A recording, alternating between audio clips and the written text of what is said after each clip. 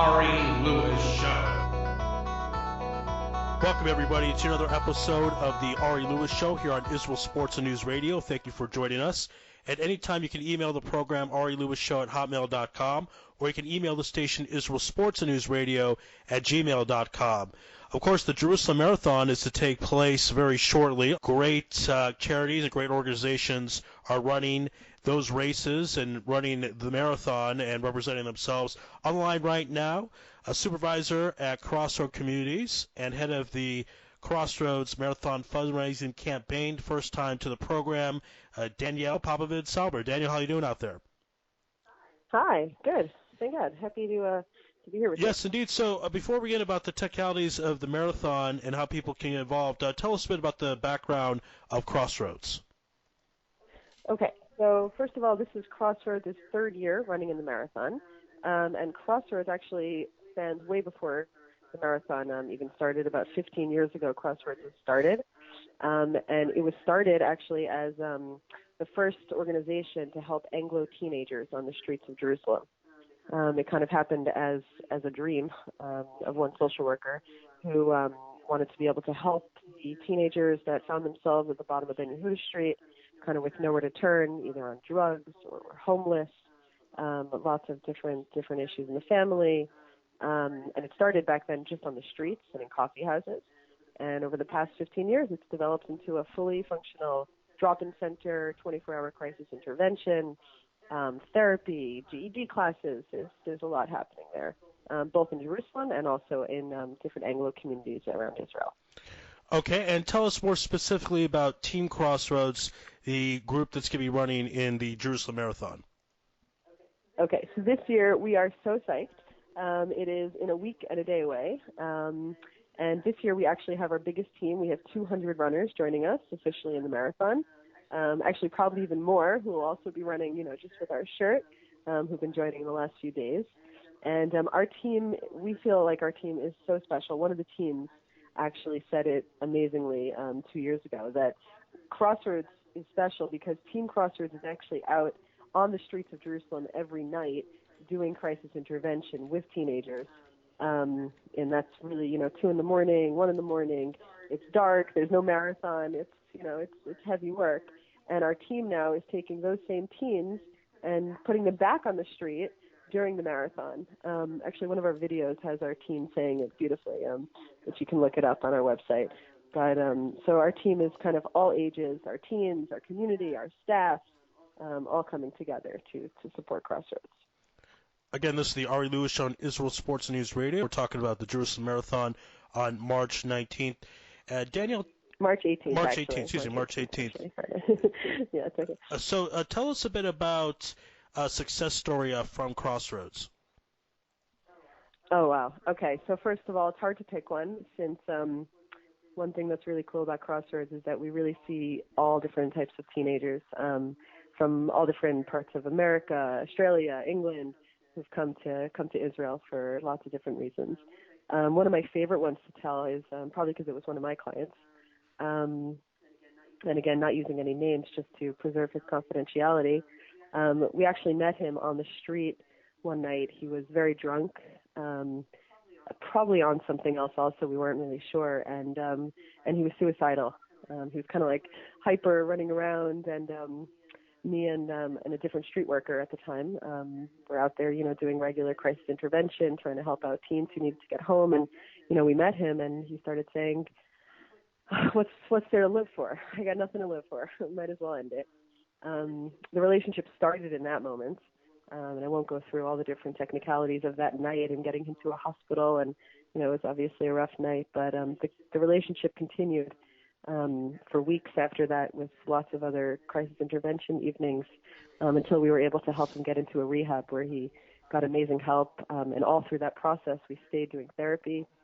And then after rehab, even after for about a year, until we were able to walk in his wedding, actually, which was amazing because he met a different Crossroads kid during the time who had a similar path. And once both of them became healthy enough, they got married right here in Jerusalem. And now it's really cool. He actually comes back to help us with our computers. He's an amazing computer programmer, and he comes back to volunteer and help as well.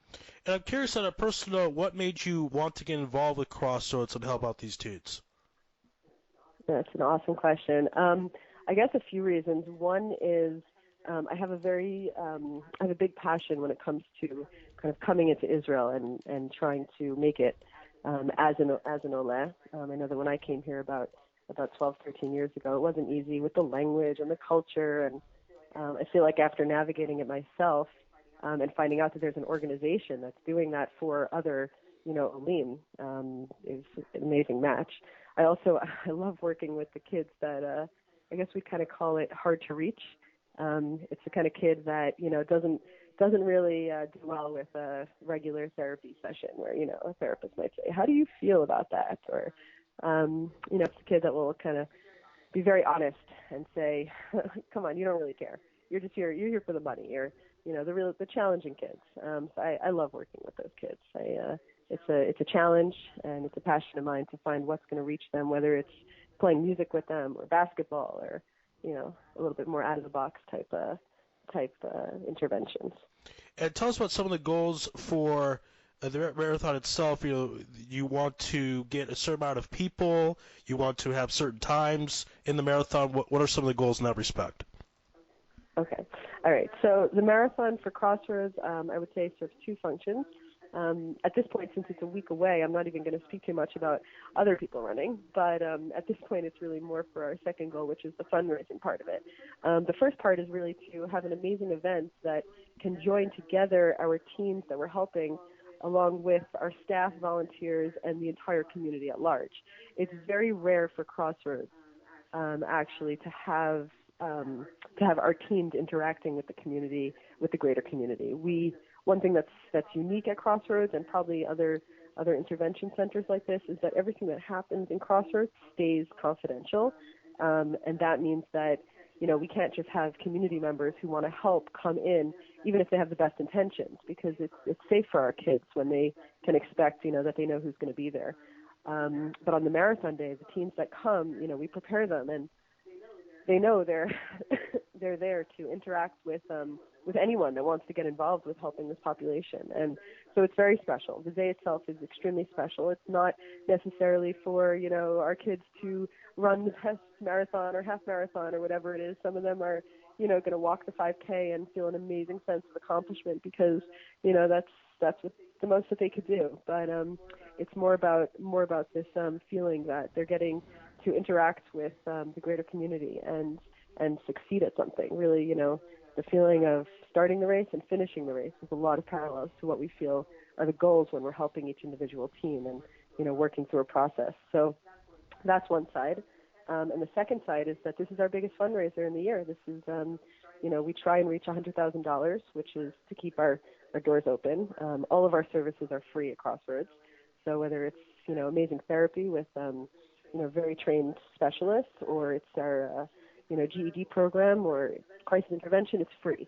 So in the marathon, this is where we're able to actually raise the money in order to offer those services. Again, this is the Ari Lewis Show on Israel Sports News Radio.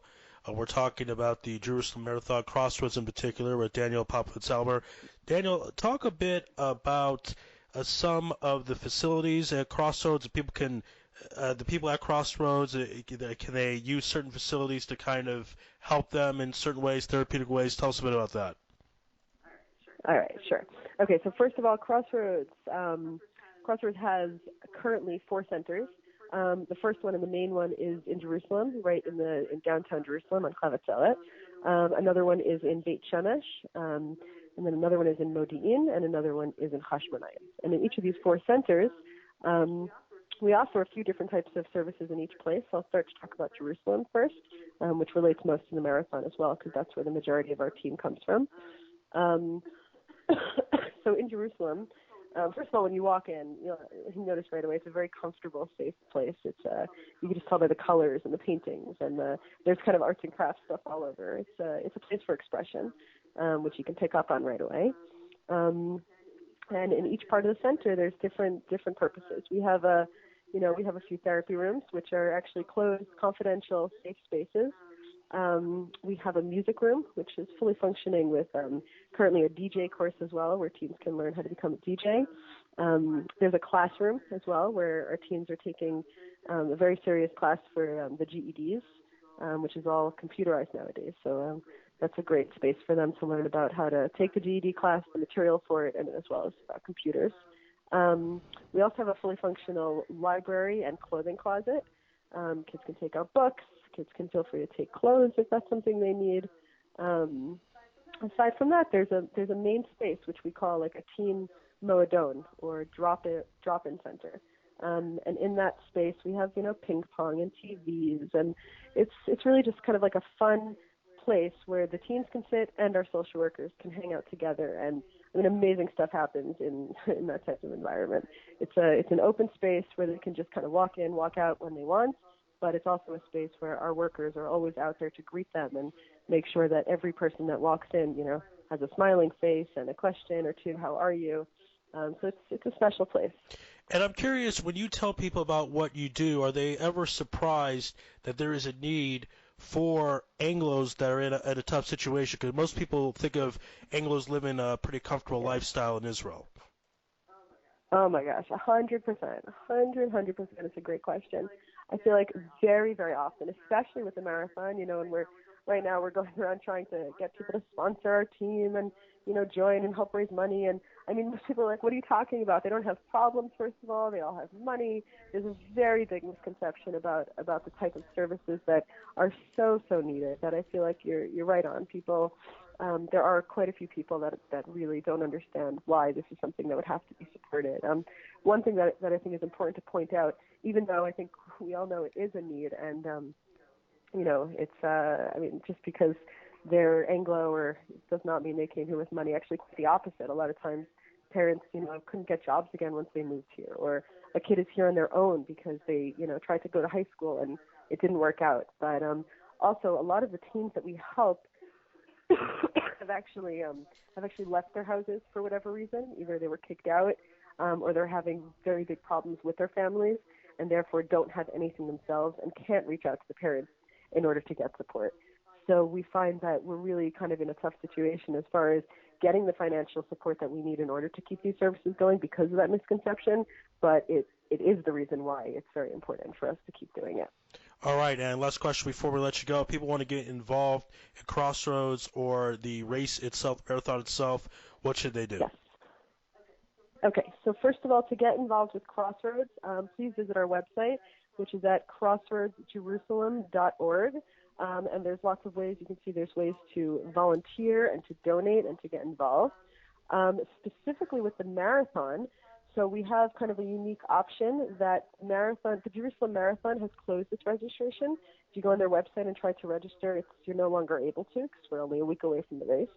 So if you still do want to run, you can actually sign up with Crossroads. And even though we can't get you, the official number and chip, we would be more than happy to have you as part of our team running with our shirt, which we currently have our vote still open today for what color it's going to be. But so I won't give away what that's going to be, but we're more than happy to have you run with our team. And in order to do that, it also means a commitment to get sponsorship.